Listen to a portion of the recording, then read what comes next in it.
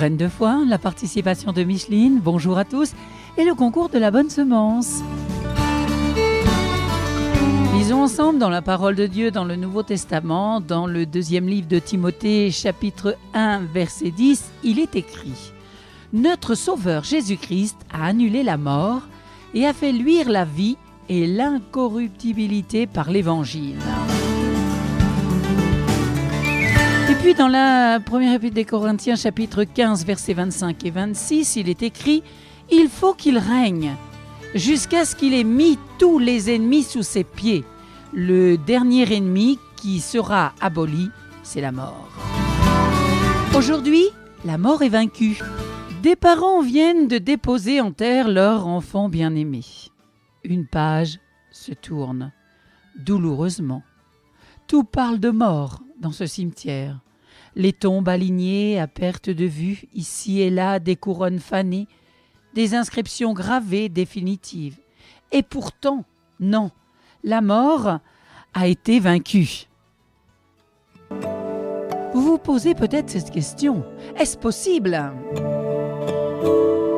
Oui, Jésus-Christ est sorti vainqueur du tombeau le matin de Pâques, 3 jours après avoir été enseveli. Pourquoi cherchez-vous parmi les morts celui qui est vivant ? Demandent les anges aux femmes qui étaient éplorées. Il n'est pas ici, mais il est ressuscité.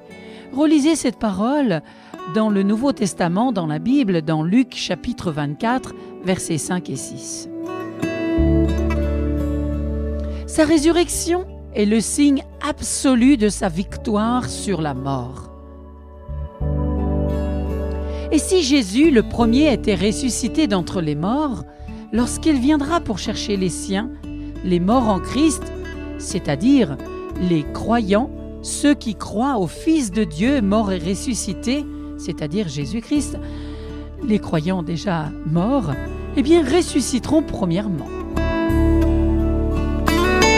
Puis nous, les vivants, c'est-à-dire les croyants encore sur la terre, nous serons enlevés avec eux à la rencontre du Seigneur dans les airs pour être tous ensemble avec lui. Relisez dans 1 Thessaloniciens chapitre 4 versets 16 et 17. La Bible dit dans 1 Corinthiens chapitre 15 verset 54, c'est alors que la mort sera engloutie en victoire. Peut-être vous vous posez cette question, et ceux alors qui auront refusé le salut, parce que Jésus est mort pour nous sauver. Il est mort à la croix pour nous sauver. Il a fait couler son sang pour nous, pour notre salut. Eh bien là, nos cœurs se serrent en y pensant. Oui, ils ressusciteront plus tard pour le jugement, comme le confirme solennellement la scène décrite en Apocalypse, chapitre 20, verset 14. Alors nous tous chrétiens qui croyons au Fils de Dieu, mort à la croix et ressuscité, vivons avec nous jusqu'au jour où il reviendra. Réjouissons-nous, Christ est sorti, triomphant du tombeau, et nous revivrons avec lui.